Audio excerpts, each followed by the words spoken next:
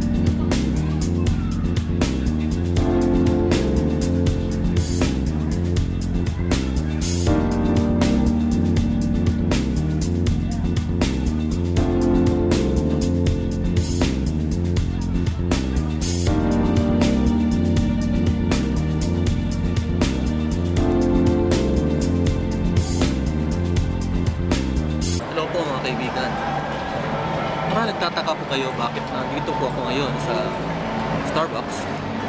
Dahil po ako magkakape. Joke lang po. Well, we're going to talk about Starbucks. Yung background po nila, yung pag-asenso po nila, yung leadership nila. Dahil yun po ang ating main topic. Yun po ang bottom line dito. Pag-uusapan po natin ang leadership ng Starbucks. Now, ano po ba yung Starbucks? Ano po ba yung background nila? Starbucks, meron po silang 16,706 stores in 50 countries. Ayan po. Napakarami po niyan. Meron po dito sa Pilipinas. At they made strides successfully as they opened the Farmer Support Center at Kigali, Rwanda, and became the world's largest buyer of fair trade certified coffee. Lahat po ng kumpanya may mission statement. Ito po ang kagandahan sa Starbucks dahil napakasimple po ng kanilang mission statement. Ito po ay sinasabi po nila, one mission is to, their mission is to improve and nurture the human spirit. Wow, napakaganda po niya. And one person, one cup, one neighborhood at a time. So yan po yung mission statement ng Starbucks. And what are their core competencies? And it can be defined as high quality products or high quality coffee and products at affordable price. Yun po ang kaganda, affordable na nga po, quality. So hindi po masasayang yung pera ng pag dito po kayo sa Starbucks magkakape. At Starbucks po ay ito po ay hindi lang po kapihan. Ito po ay dito po kumukuha yung mga negosyante, limit po nila yung mga clients nila. Hindi lang po kasi kape ang pinag-uusapan dito. Ang pinaka-importante po dito is yung ambience. Convenient po tayo pag dito po tayo nag-meeting. Yung nakaka-relax tayo, comfortable tayo sa isang lugar. Isa pa, aside sa yung core competency nila, yung affordable at quality products, they also provide a community to share in the coffee drinking experience and variety of choices. Marami po, hindi na po isang kape yan. And they also value ethics and good business practices. Yun po, pinakamaganda sa lahat. Kasi, hindi na po dapat tayo negosyo na. Diba? Meron po kasing mga negosyo na yun. Hindi po tayo nagpa-follow ng ethics. Business ethics na tinatawag po natin. Alright. Now, and aside from that, they are the leader, being voted one of the 2010 most ethical businesses by Ethisphere magazine for the 4th year running. Right? Now, ngayon po, pinag-uusapan po natin yung mga positive side. So, lahat po ng kumpanya, meron pong nagiging problema. So, ano po ba yung mga problema? No, Starbucks, according to Miss Allison, in her article, Starbucks has a new growth strategy, more revenue with lower cost.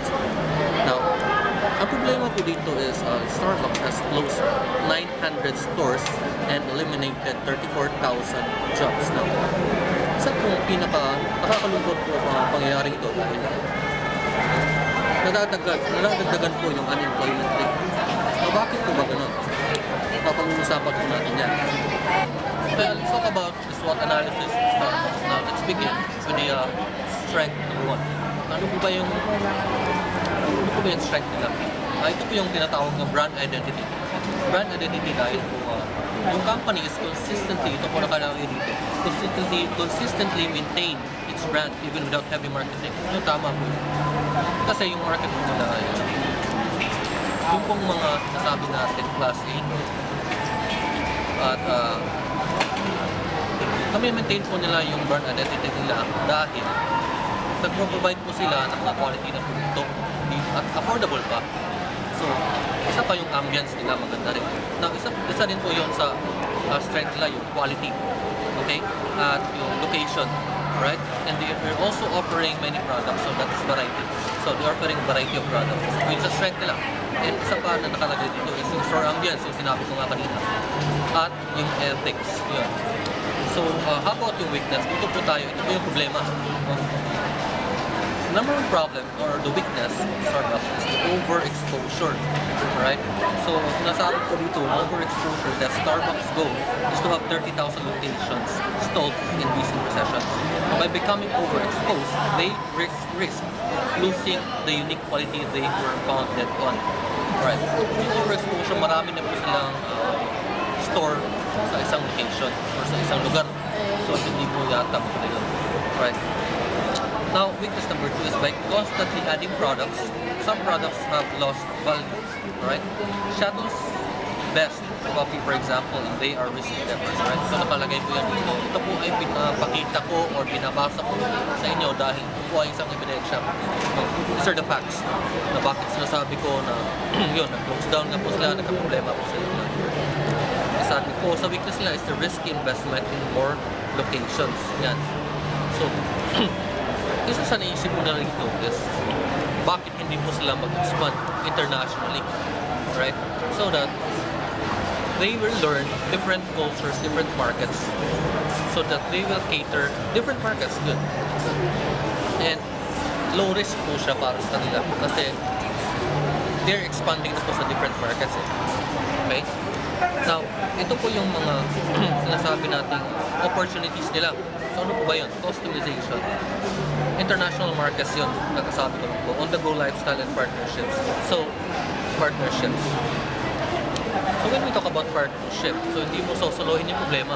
Nagsishare ko po ng market, nagsishare ka po ng risk, ng effort. Yun, minumultiply po yung, minumultiply niyo po yung negosyo nila sa ibang market. So, yun po na maganda. Ina-apply po yung tinatawag nating law of leverage, right? Okay, so the next po dito is yung threats. So, ang threats po dito mga kaibigan is yung direct competition. So, ano po ba yung mga direct competition? So, ito po yung yung mga from peers and coffee bean increasing. So, it's a lack of marketing, right? Because of the direct competition, nag-lack po sila sa marketing. At dahil po dito, ito po yung mga kompetensya po nila, it's your cheaper alternative from McDonald's and Dunkin' Donuts. So, syempre naman, yung ito po kasi yun. Naalala po ba ninyo yung tawag na law of demand and supply? Kung mura po yung produkto niyo ay marami po demand. Lalong-lalo na po, kung cheaper na siya, quality pa siya, di ba?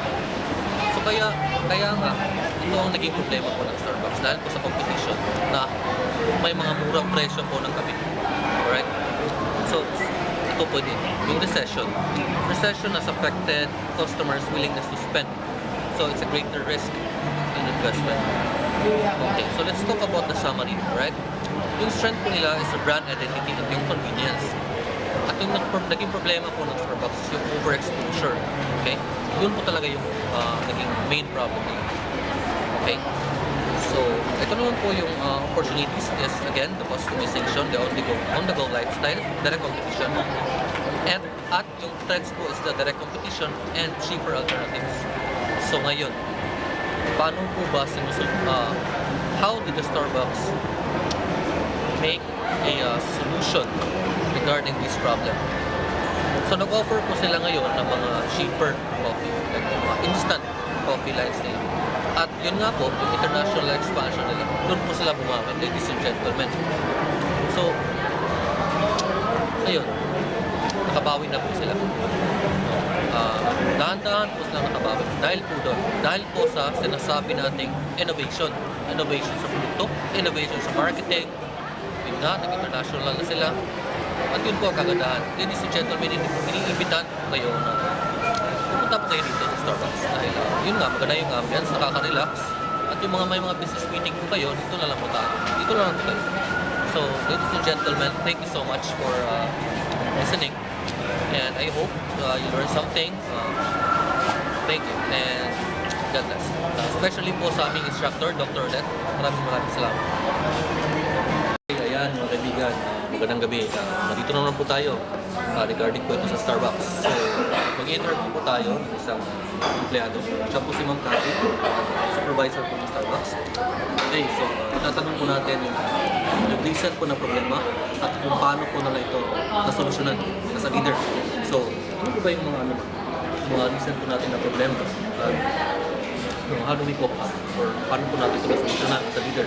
Okay, recently, we experienced lack of manpower here in Starbucks. Simply because of the transition na nangyari between opening of Starbucks na SM Premier, and most of our senior barista was transferred and parang na-segregate siya in 3 branches. So right now, we are coping up with new baristas na hire namin, and then it's very hard kasi knowing na Starbucks is very known, and then medyo yung business is growing. Tapos manpower talaga is yung kinailangan namin for the whole time na especially rush na nangyayari. So, we're coping by, we're trying to help our partners. Kasi partners yung tinatawag namin sa mga employees namin. We don't call ourselves employee, but partners.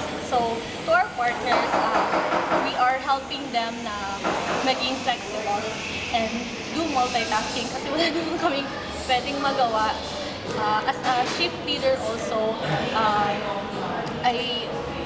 I also need to be, parang ako yung magiging strength nila para sa akin sila parang they have the, parang if ever man may mga busy na or rush na hours, parang kampante sila na you will be there to be with them. Parang ganun lang. Kasi salamat. Maraming salamat. And for sharing your ideas. Okay, ladies and gentlemen, yun, napaka-importante po. May tinatawag po tayo na people are the most important asset po sa kumpanya. At yun po natin po naman kay Magkas. Dapat pangalagaan po natin yung mga tao natin. Dahil yun po ang magdadala ng success. Sila po ang key of productivity. Okay? So, ladies and gentlemen, again, thank you, Ms. Cathy, and this is the bottom line.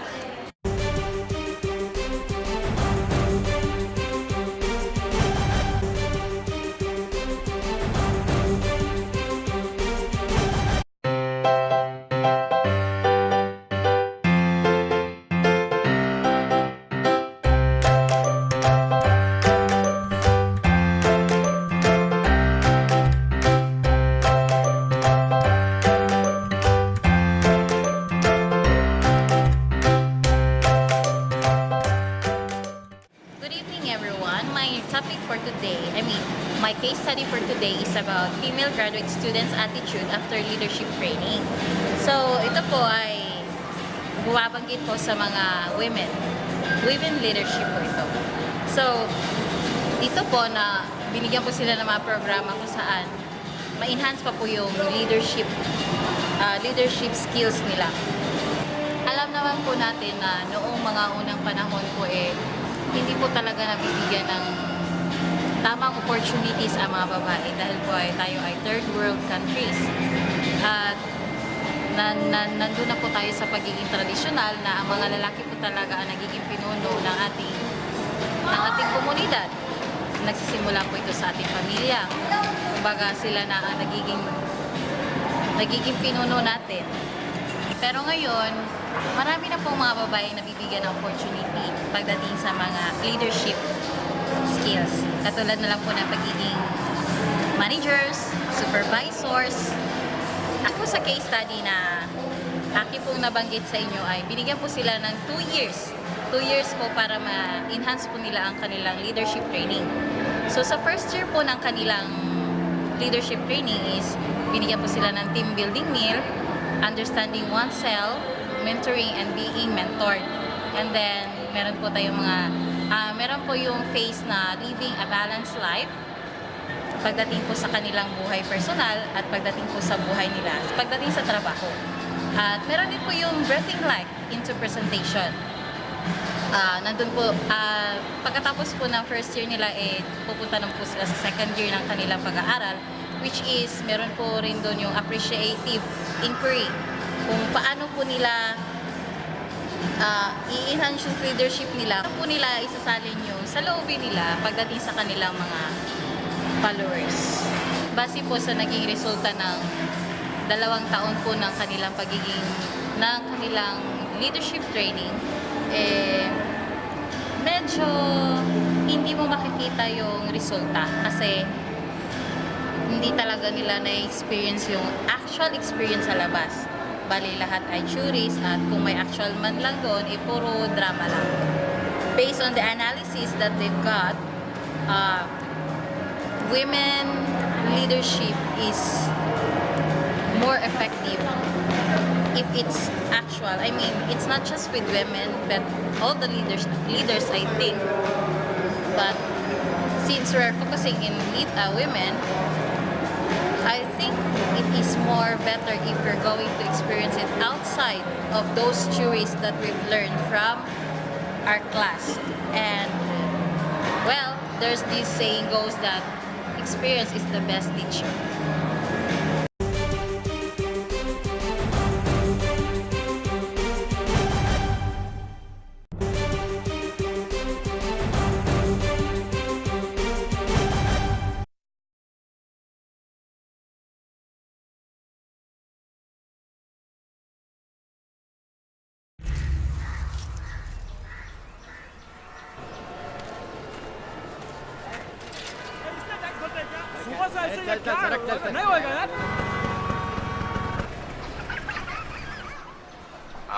Sir आपके लिए उस पार कार का इंतजाम किया है सर आइए सर ये चल चल जाओ बोला क्या बात करता है क्या ऊपर से जाएगा क्या ऊपर से जा जा गया main show I hate this country. कुछ करो ना. अब मैं वहां जाके क्या उखाड़ लूंगा.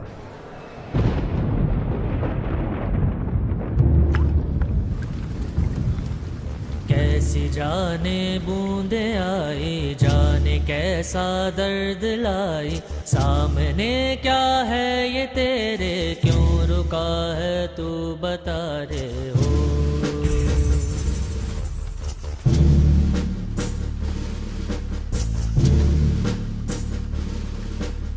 कौन तुझको पार लेगा कौन होगा वो मसीहा जिसे तू ढूंढता है वो ही है तू वही है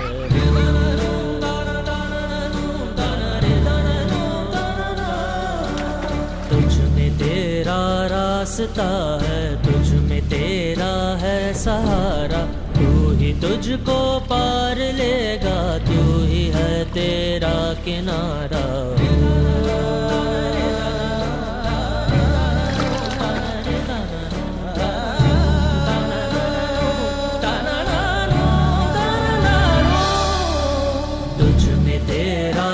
रास्ता है तुझ में तेरा है सहारा तू ही तुझको पार लेगा तू ही है तेरा किनारा जिसे ढूंढता है तू ही रे तू ही रे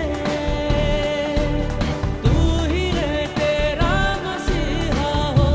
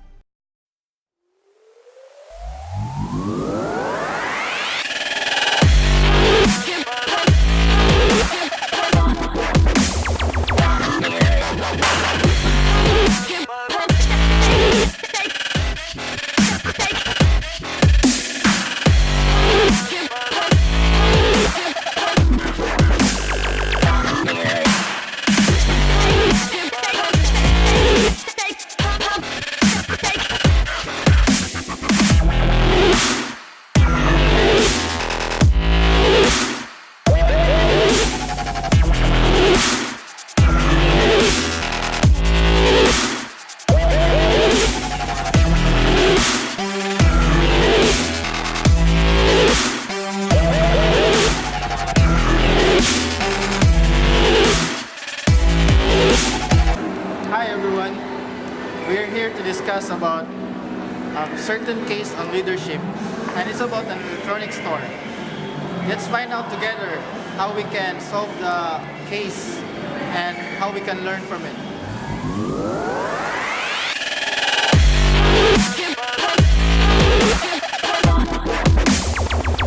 The case is all about a certain client or customer who entered an electronics store to buy a tape deck cleaner.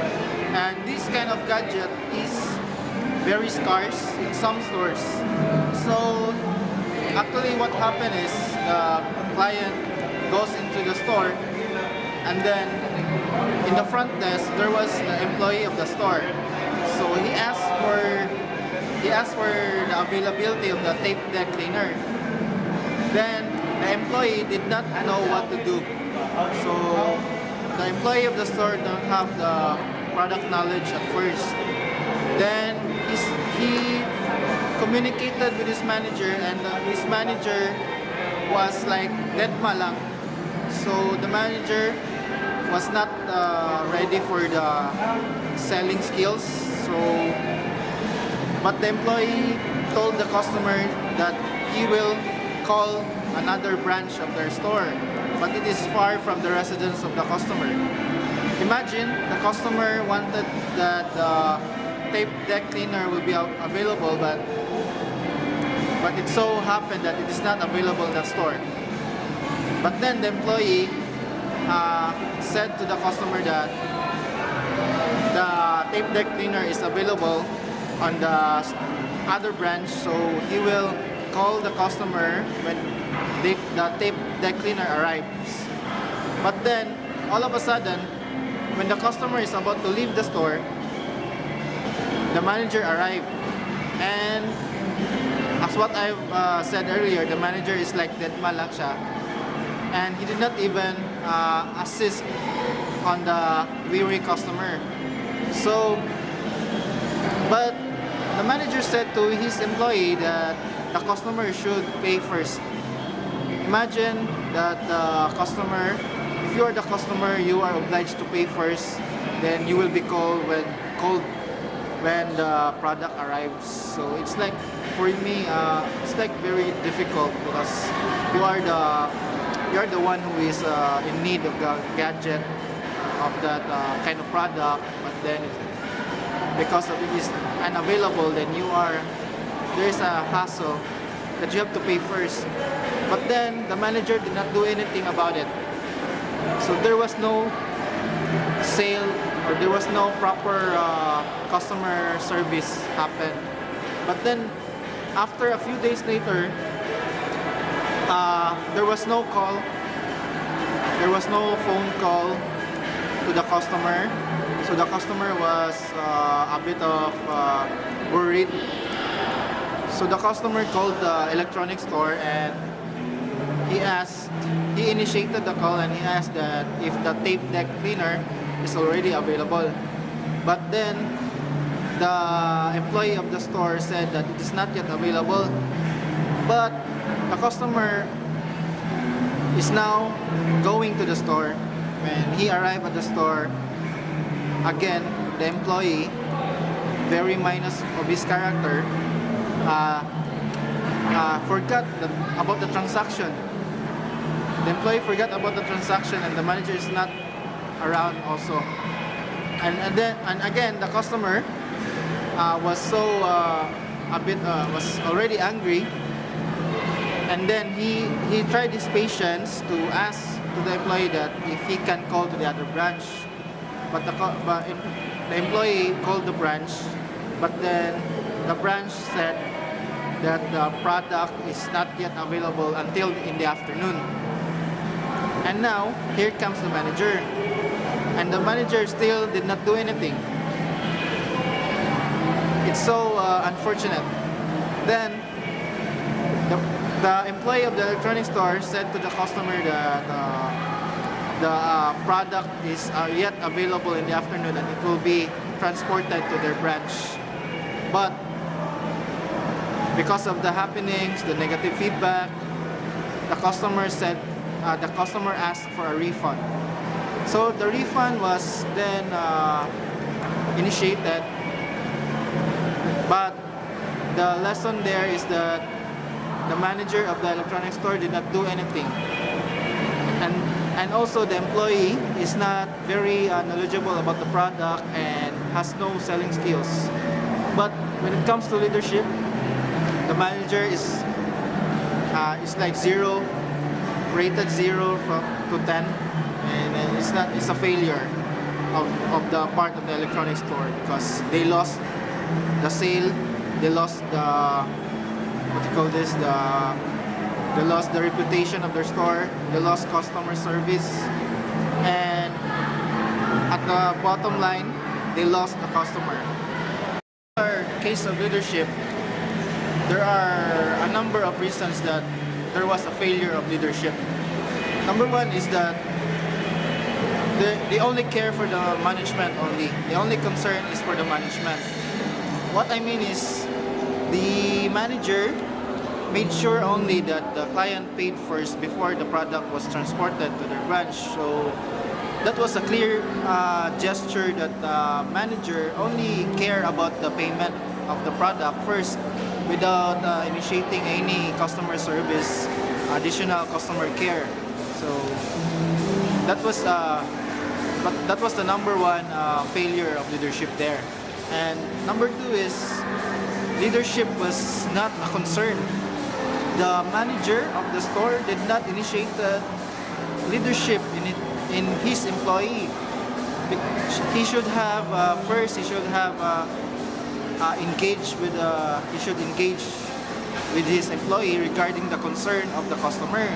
He should be the one to be leading his employee in the scenario. So there was no clear leadership initiation or action on that kind of story. Diba? And number three is, there was a leadership disengagement. When we mean leadership disengagement, there was in the case there was no engagement of the leader on the situation.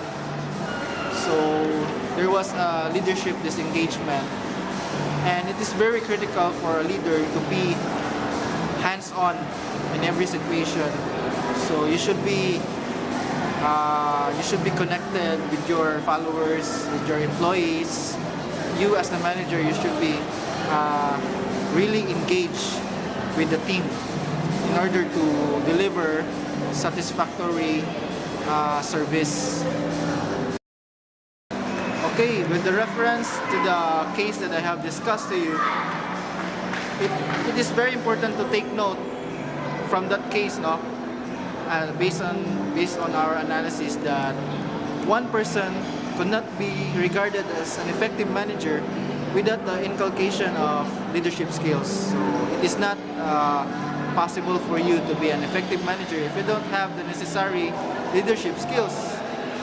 There is a chance of failure of being a manager if you don't have the leadership spirit in you. So that will be our lesson for tonight. That's all. Thank you very much.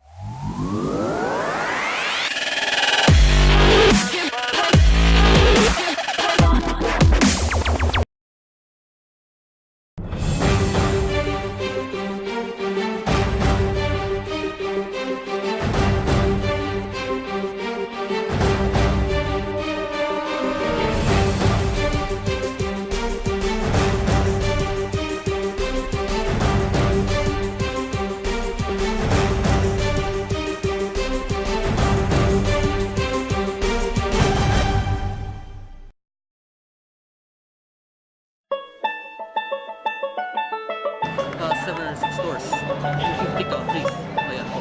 Napakarami po niyan. Meron po dito sa Pilipinas. At we may strive di ba parang po nating search po. Lema po. Pag-usapan natin yung susunod. Simula po tayo sa strength yan. Strength. About strength.